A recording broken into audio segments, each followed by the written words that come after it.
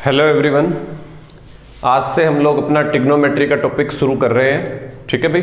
और मैंने पहले से आप लोगों के लिए कुछ बेसिक चीज़ें लिख के रखी हैं, आप एक बार इनको कॉपी कर लीजिए पहले, ठीक है। बुक पे किसी भी अपनी नोटबुक पे नोट कर लीजिए इनको, क्योंकि जब मैं आगे क्वेश्चन करवाऊंगा ताकि आपको आसानी रहे, आप मतलब देख पाओ कि कॉपी में मतलब मैंने कोई भी क्वेश्चन करवाना है मेरे को, मान लो मुझे यूज करना है साइन 60 डिग्री यूज करना है, ठीक है। मैं तो वहाँ वैल्यू लिख दूंगा सीधे सीधे कि √3/2 होता है, बट आपको नहीं पता चलेगी कि √3/2 होता है कि नहीं होता है अगर आपको वैल्यू याद नहीं है। तो इसके लिए आप लोग क्या करिए, पहले ये वैल्यू उतार लीजिए सारी, ठीक है। जो मैंने यहाँ पे लिखा है जितना भी, मैं एक बार समझा देता हूँ, आप ये अपना कॉपी पर नोट डाउन करके रखिए ताकि मैं जब आगे क्वेश्चन करवाऊँ तो कहीं भी मैं कोई भी वैल्यू अगर यूज कर रहा हूं ताकि आप अपनी कॉपी पे देख पाओ, ठीक है। बेसिक से आगे मत उतारना, शुरुआत की एक ये और एक दो चीजें और बताऊंगा बेसिक, पहले वो उतार लो, फिर आगे का समझते चले जाना आराम से, ठीक है। फिर नोट डाउन कर लेना।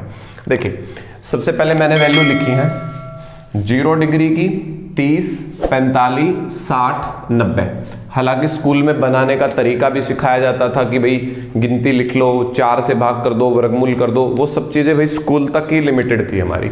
अब आपको मुंह जबानी वैल्यू याद होनी चाहिए। मैं कहूँ टेंजेंट 60 डिग्री, आप कहोगे √3, मैं कहूँ टेंजेंट आपका भाई 30 डिग्री 1/√3, मैं आपको कहूँ कोस 30 डिग्री √3/2।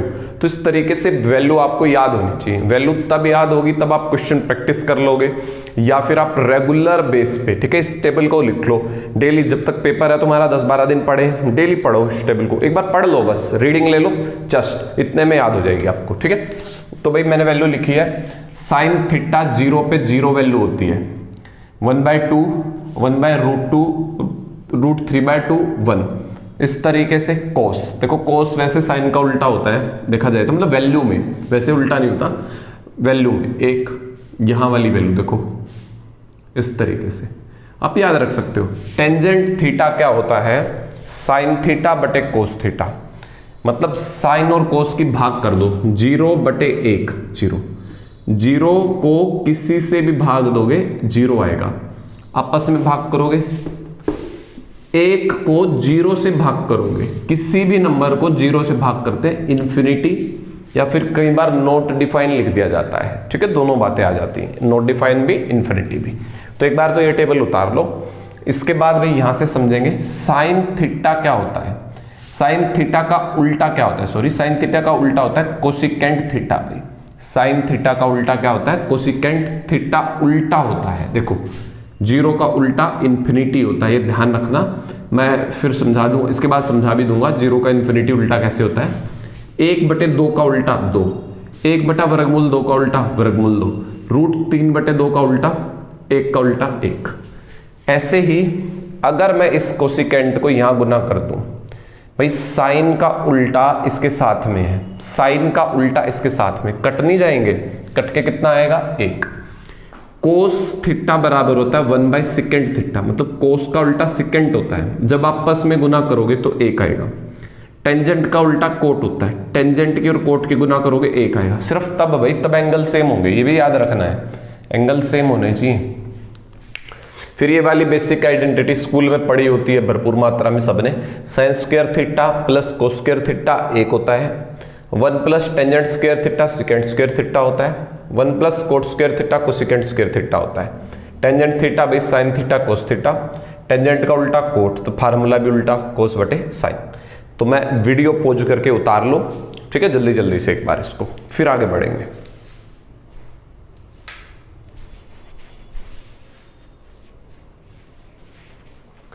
मुझे उम्मीद है आपने उतार लिया होगा, ठीक है। ये आपकी खुद की रिस्पॉन्सिबिलिटी है।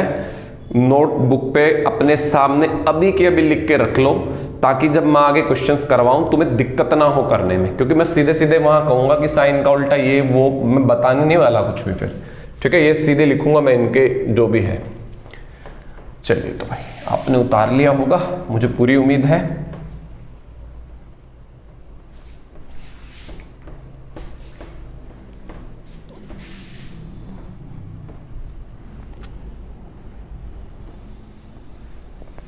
चलिए भाई अब मैं आगे की चीज़ें लिखवा देता हूँ, समझा देता हूँ। देखो आगे चीज़ें समझने की है हमारी। देखो भाई एक चीज़ मोस्ट इम्पोर्टेंट हमें समझनी है, उसकी बात करते हैं। राइट एंगल ट्रायंगल को समझना है, क्योंकि भी ट्रिग्नोमेट्री ना इसी पे बेस्ड है बहुत सारी। इस राइट एंगल ट्रायंगल से ही जन्म हुआ, ये मान लो, ठीक है। राइट एंगल ट्रायंगल है, इसको पढ़ेंगे हम लोग।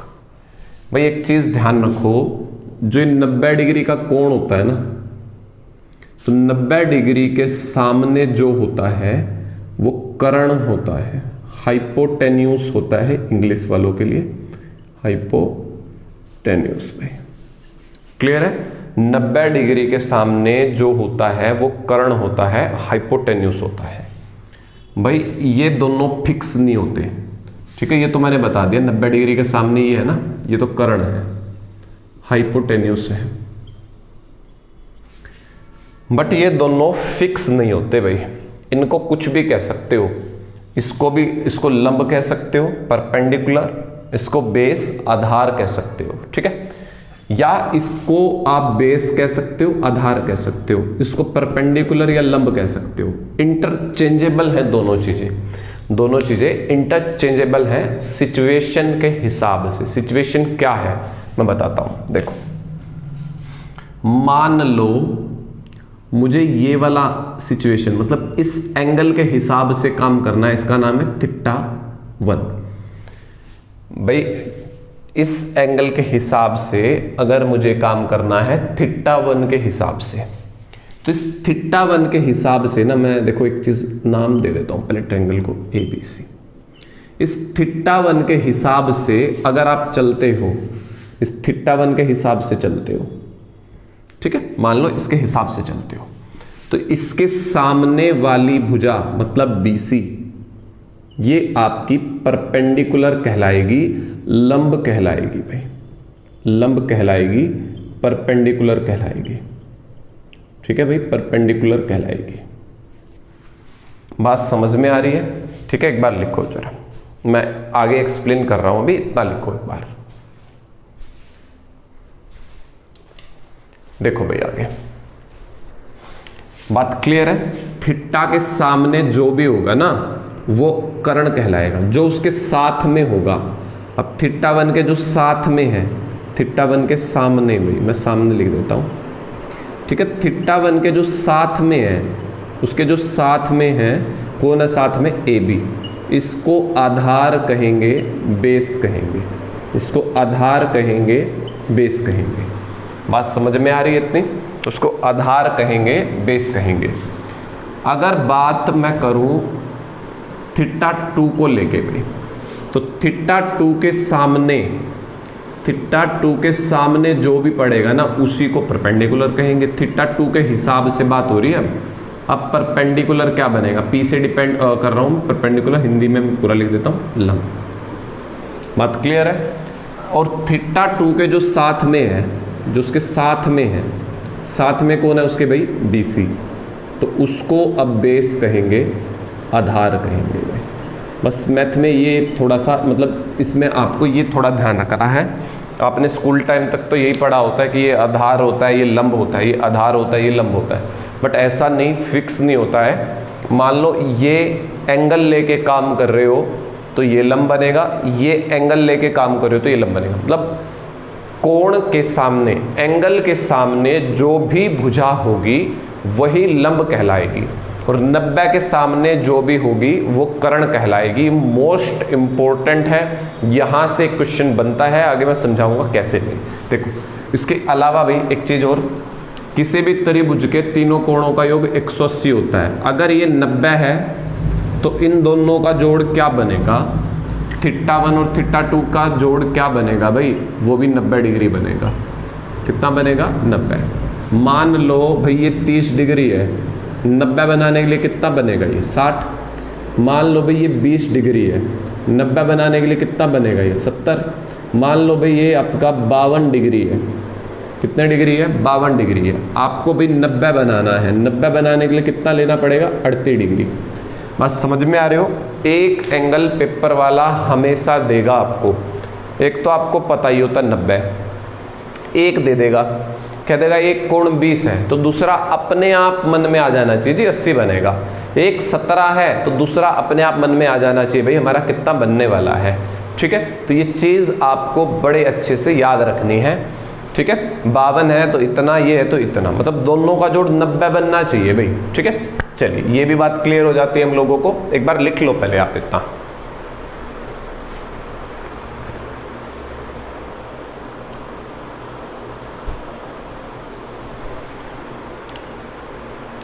हो गया होगा।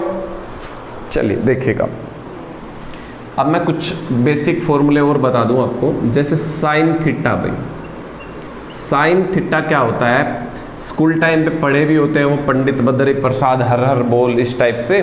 ठीक है, बहुतों ने पढ़ा होता है। पाकिस्तान सॉरी हिंदुस्तान हरा भरा, पाकिस्तान भूखा प्यासा, कुछ इस टाइप से बहुत सारी चीज़ें बनाई होती हैं जर्नल याद करने के लिए। ठीक है, मैं वो भी लिखवा देता हूँ, चलो पहले वही लिख देता हूँ ताकि कुछ बच्चों को वहाँ से भी याद होती हैं चीज़ें।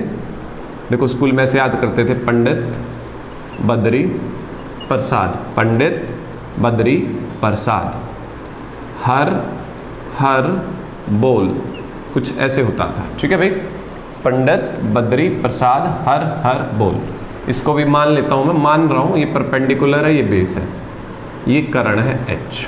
ठीक है, तो भाई P for perpendicular, B for base, P for perpendicular, H hypotenuse, hypotenuse base.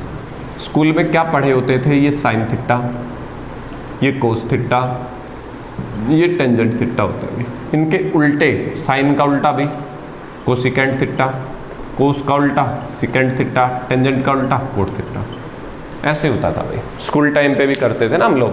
तो इस तरीके से पंडित बद्री प्रसाद हर हर बोली। कई बार ऐसे भी करते थे, पाकिस्तान भूखा प्यासा, हिंदुस्तान हरा भरा। ऐसे याद करने के बहुत सारे तरीके होते थे। हिंदी में भी होता था, एक लाल कक्का करके होता था, मैं हिंदी वाले बच्चों को भी याद दिलवा दूं, उनके लिए ऐसे लाल कक्का होता था, लाल LAL लाल कक्का, ऐसे याद करते थे। लंब, L फॉर लंब, A फॉर आधार, K से कर्ण भी, ऐसे भी होता था स्कूल टाइम में, जैसे भी आपको अच्छा लगे भाई। और मैं तो कहूँ आपको सिंपल सीधे सीधे याद होना चाहिए भी, साइन थीटा की वैल्यू परपेंडिकुलर अपॉन हाइपोटेन्यूस होती है। अब साइन का उल्टा कौन होता है भाई, कोसिकेंट थीटा होता है, उल्टा लिख दो H बटे P भाई, हाइपोटेन्यूस बटे परपेंडिकुलर। बात क्लियर हो रही है। एक चीज और मैं क्लियर कर दूं, कर्ण हमेशा बड़ा होता है, कर्ण हमेशा बड़ा होता है आधार और लंब से। लिख लो, ये बात इंपॉर्टेंट है। हाइपोटेन्यूस, ठीक है, बड़ा होता है परपेंडिकुलर से और बेस से हमेशा में, हमेशा, ऑलवेज।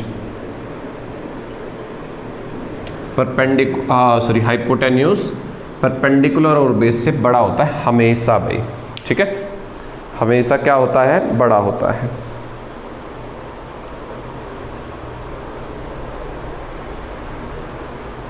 बात क्लियर है इतनी भाई? एक बार लिख लो पहले इतना।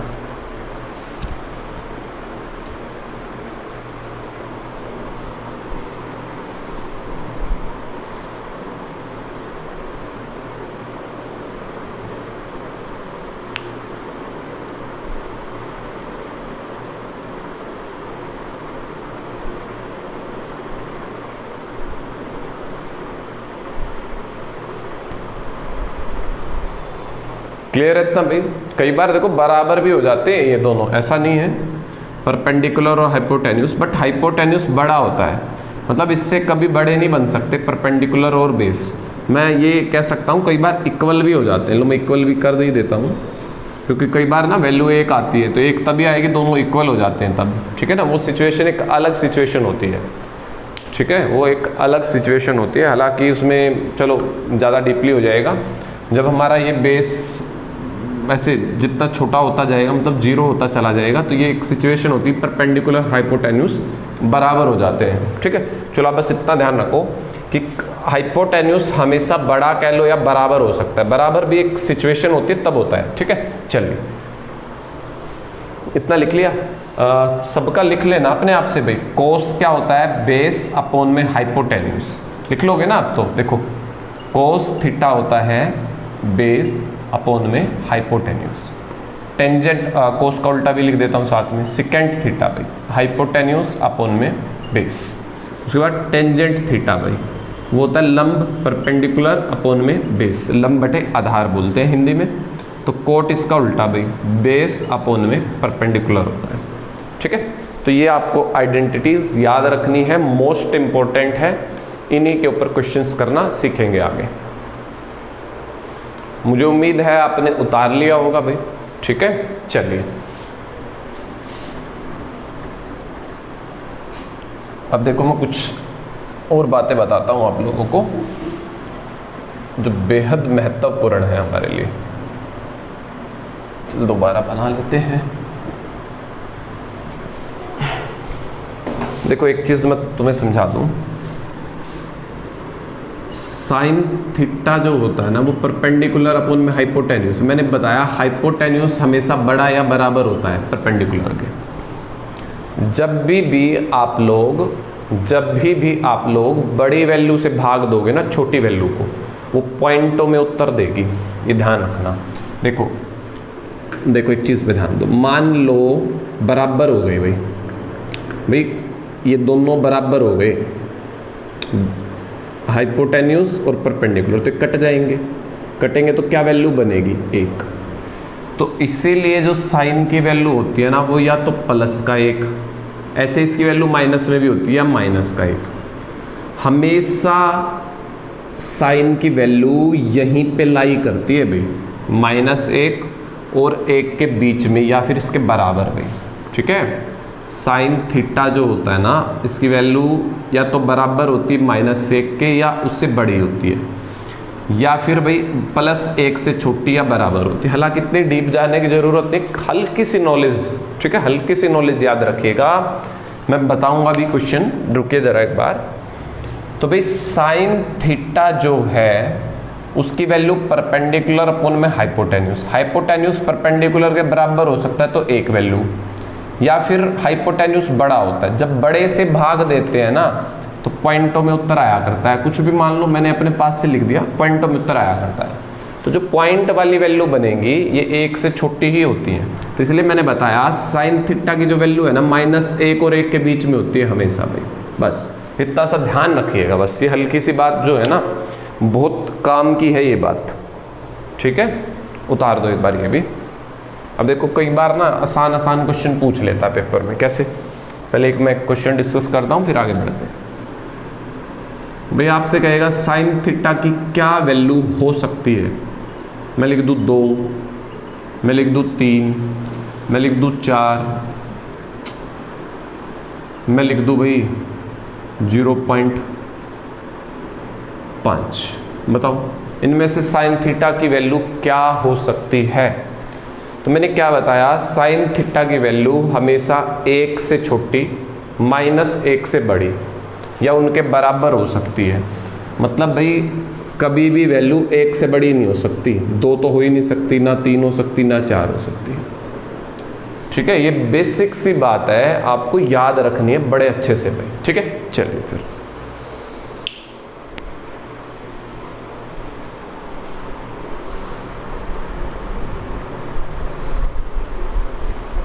चलिए भाई उतार लिया होगा ये क्वेश्चन भी। चलो अब मैं बात करता हूं पाइथागोरस की भाई। ठीक है, पाइथागोरस की बात करते हैं हम लोग।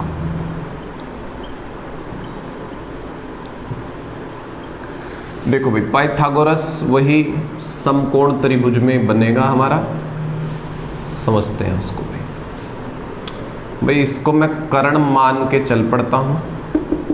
ठीक है, कर्ण मान के मैं चल रहा हूं, मतलब होगा, सॉरी ये तो कर्ण ही होगा 90 के सामने।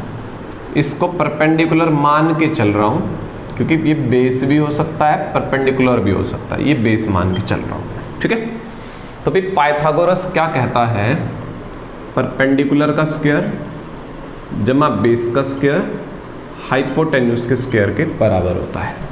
परपेंडिकुलर का स्क्वायर जमा बेस का स्क्वायर हाइपोटेन्यूस के स्क्वायर के बराबर होता है। बात क्लियर है। और मैंने बताया हाइपोटेन्यूस बड़ा होता है परपेंडिकुलर से और बेस पे दोनों से बड़ा होता है, आप ये याद रखिएगा, बड़ा होता है भाई। ठीक है, अब मान लो कई बार क्या होता है, कई बार क्या, मैं बस ट्रिपलेट डिस्कस कर लेता हूँ यहाँ पे। ठीक है, क्योंकि मैंने पीछे भी पढ़ाए हैं आप लोगों को ट्रिपलेट, तो मैं यहाँ एक बार डिस्कस कर दूँ। मान लो मैंने 3 4 5 ये ट्रिपलेट डिस्कस करते हैं। मान लो परपेंडिकुलर 3 है, बेस 4 है, आपसे कर्ण पूछ ले, आपसे हाइपोटेन्यूज पूछ ले भी, तो भी आपको एक फॉर्मूला अगर पता है तो आप कर सकते हो 3 का स्क्वायर जमा 4 का स्क्वायर बराबर है हाइपोटेन्यूज का स्क्वायर। अब क्या होता है भाई, स्क्वायर हटाने के नाम से हम लोग वर्गमूल लगा सकते हैं, फिर वर्गमूल लगाते हैं दोनों तरफ, ये कट जाता है। ठीक है, 3 का स्क्वायर 9, 4 का स्क्वायर 16, तो ये कर्ण की वैल्यू आ जाती है 16 और 9 25। 25 का वर्गमूल कितना लेंगे भाई 5। तो मैंने ये बात आपको सीधे सीधे लिखवा दी 3 4 5, मतलब ये ट्रिपलेट होता है, इन तीनों का एक जोड़ा होता है, ऐसे समझ लो। ठीक है, ये एक ट्रिपलेट रहता है हमारा 3 4 और 5 का भी। इस तरीके के काफ़ी सारे हैं। ठीक है, तो कुछ मैंने लास्ट क्लास में भी मतलब पहले भी डिस्कस करें आप लोगों से, अब मैं लिख भी देता हूँ। ठीक है, देखो ध्यान दो। अब इसका फ़ायदा क्या है याद करने का? फ़ायदा ये है, कई बार पेपर वाला कह देगा ये 3 है ये 5 है, तो तुम एक तो करने बैठो पेपर में इस तरीके से, टाइम खराब होगा। एक आपको याद है तो आप सीधा ना लिख दोगे जी 4 है, कितना है 4। बस एक चीज़ ध्यान रखनी है, कई बार ना ट्रिपलेट का मिसयूज भी कर लेता है पेपर वाला। मतलब मिसयूज का मतलब देखो, फ़ायदा बच्चों को ऐसे बेवकूफ़ बना देता। कई बार इसको 5 दे देगा, इसको 4 दे देगा। अब बच्चे ऐसे हैं एक आध, तो भाई उनको कुछ भी पढ़ा दो वो 3 4 5 ही लिखाएंगे यहाँ पे भी। भाई मूर्खों, ये काम नहीं करना है। मैंने बताया बड़ी वैल्यू जो है ना, बड़ी वैल्यू 5, ट्रिपलेट 3 4 5 आपको पता है। 5 जो है, जो बड़ी वैल्यू जो है वो कर्ण होगी हमेशा। ऐसा नहीं है इसको 5 लिख दिया इसको 4 लिख दिया तो तुम 3 बना के आ जाओगे, वो गलत होगा। ठीक है, वो गलत होगा, 3 नहीं बन सकता, कर्ण हमेशा बड़ा बनेगा। मान लो ये 5 दे रखा हो, ये 4 दे रखा हो, तो तुम लिख सकते हो 3 है, ये कोई दिक्कत नहीं है। बस बड़ी वैल्यू का ध्यान रखना, वो कर्ण बनेगी ट्रिपलेट के अंदर। बड़ी वैल्यू हमेशा क्या बनेगी? कर्ण बनेगी, हाइपोटेन्यूस बनेगी। ठीक है, तो मैं लिख देता हूँ। पेपर में बार बार इस फार्मूले से सोल्व नहीं करते हम लोग। देखो फार्मूला तो तुम्हें करना पड़ेगा, कई बार ऐसी सिचुएशन होती है कि फार्मूले से ही करना पड़ जाता है हमें। ठीक है, हर बार ट्रिपलेट काम नहीं आएंगे। ठीक है, चलिए तो मैं ट्रिपलेट लिख देता हूँ 3 4 5।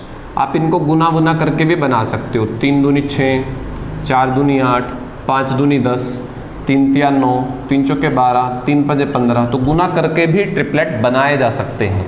ठीक है, 3 4 5 हो गया, और उसके अलावा लिख लो तुम 5 12 13 7 24 25 8 15 17 9 40 41 11 60 61। ठीक है, ये ट्रिपलेट है जो आपको याद रखने। और भी होते हैं, बहुत सारे ही हैं ट्रिपलेट भाई। फिलहाल आप एयरफोर्स लेवल पे या बेसिक लेवल पे इतने याद कर लोगे तो भी सफिशिएंट है भी आपके लिए। इनके मल्टीपल भी हो सकते हैं, 5 दूनी 10, 12 दूनी 24, 13 दूनी 26, इस तरीके से।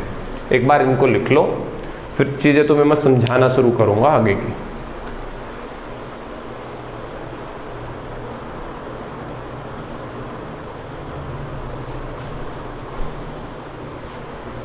हो गया होगा? चलिए भाई, अब मैं तुम्हें क्वेश्चनों पे लेके आता हूँ धीरे धीरे करके। देखो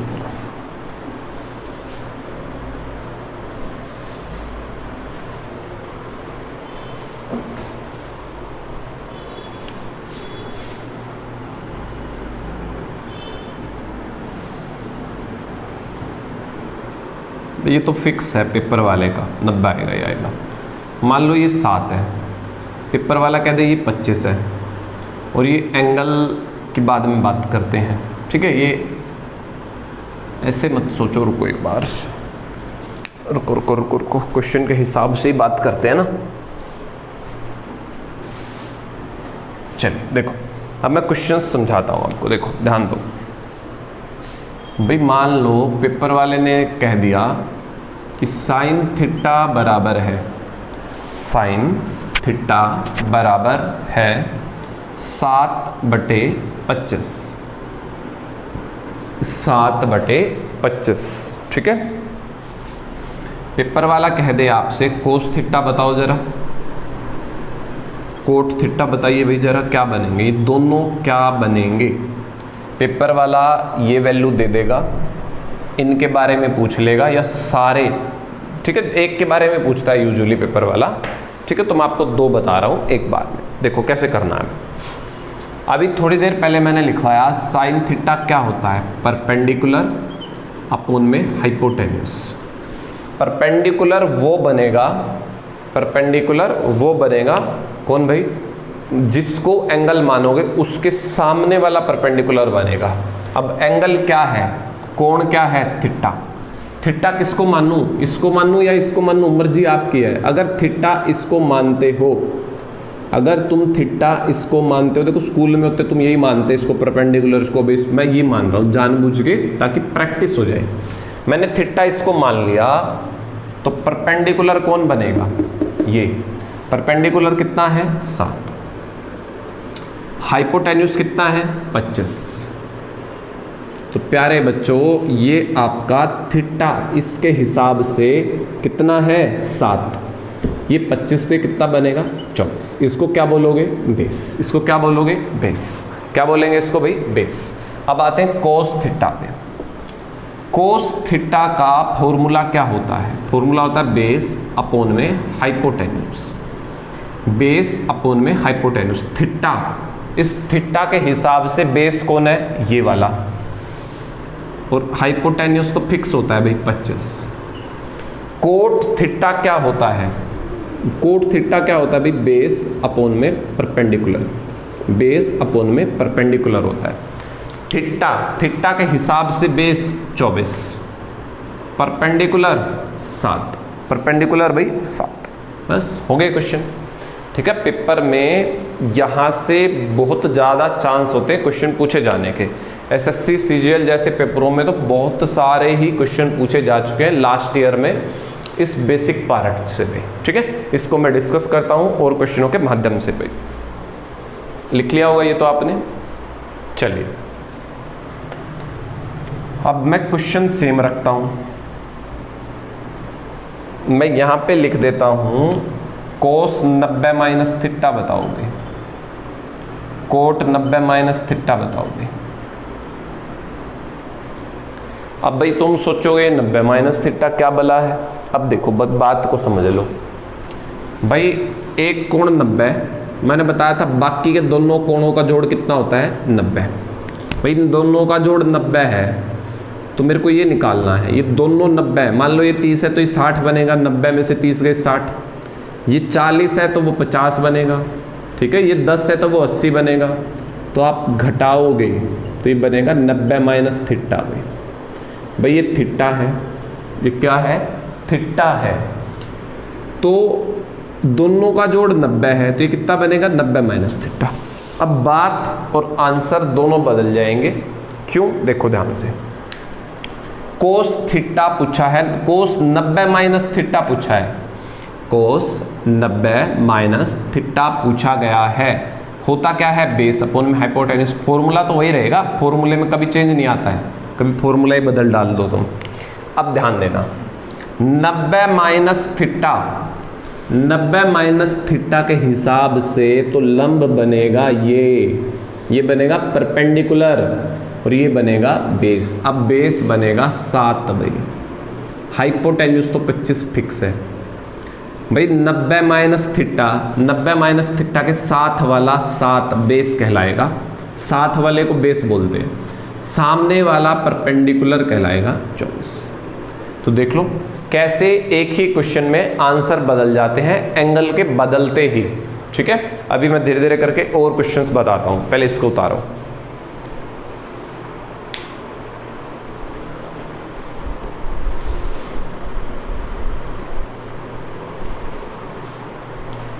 आई थिंक उतार लिया होगा आपने भाई। ठीक है, मैं और क्वेश्चंस बना के डिस्कस करता हूं आपसे।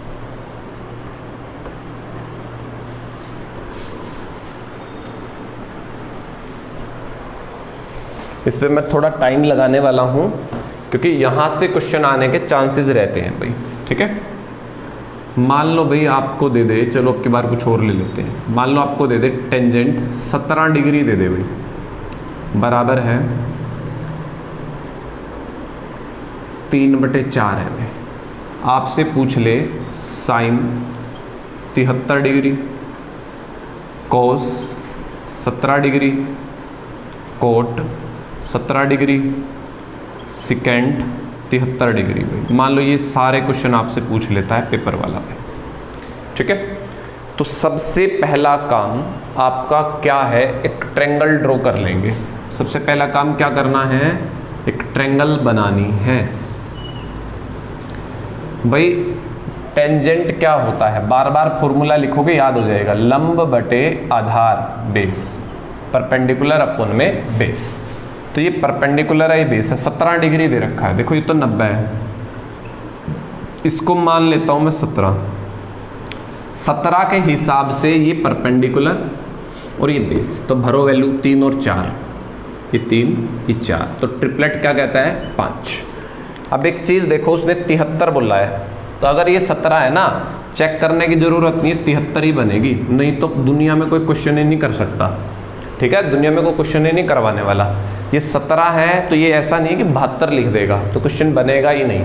17 है तो ये 73, दोनों का जोड़ करके देख लो 90 बनेगा, पक्का बनेगा, चेक करने की भी जरूरत नहीं है, क्योंकि पेपर वाला क्वेश्चन बनाएगा तो 90 वाला ही बना सकता है, वो बना ही नहीं सकता क्वेश्चन, ठीक है।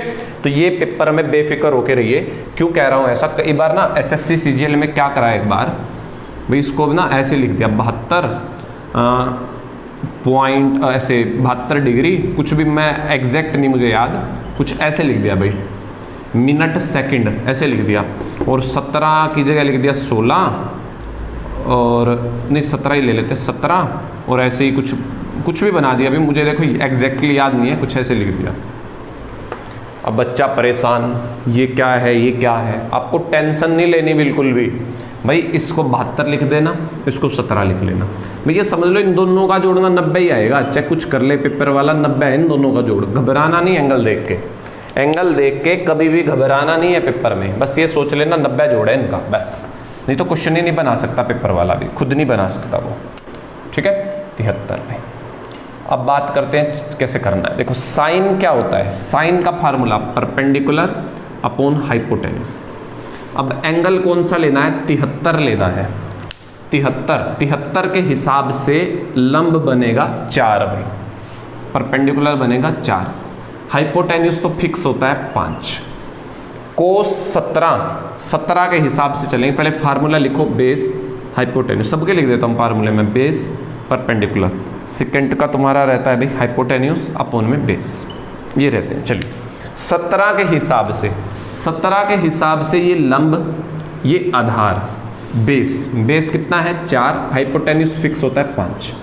17 के हिसाब से ये परपेंडिकुलर है, ये बेस है, साथ वाला बेस सामने वाला परपेंडिकुलर, तो फार्मूला क्या, आंसर क्या बना 3/4। उल्टा लिख दिया, गलत लिख दिया भाई मैंने, बेस ऊपर है मतलब 4 ऊपर है 3 नीचे है। सेकेंड हाइपोटेन्यूज अपॉन में बेस, हाइपोटेन्यूज तो 5 है, 73 के हिसाब से बेस बनेगा 3 भाई। देखो आंसर बदल जाएंगे सिचुएशन के हिसाब से भाई, ठीक है, जल्दी जल्दी से उतार दो।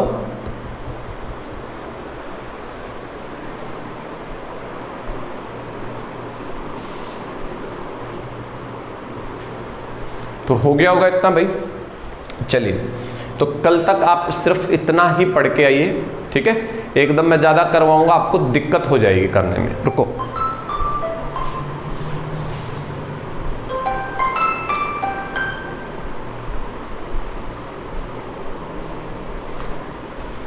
तो आप फिलहाल इतना ही पढ़ के आइएगा, ठीक है। कल मैं फिर वीडियो ले आऊँगा आप लोगों के लिए, कल मैं कोशिश करूँगा 2 क्लास कल डाल दूँगा ताकि आपका ये टॉपिक खत्म हो जाए भाई, ठीक है। फिर थैंक यू।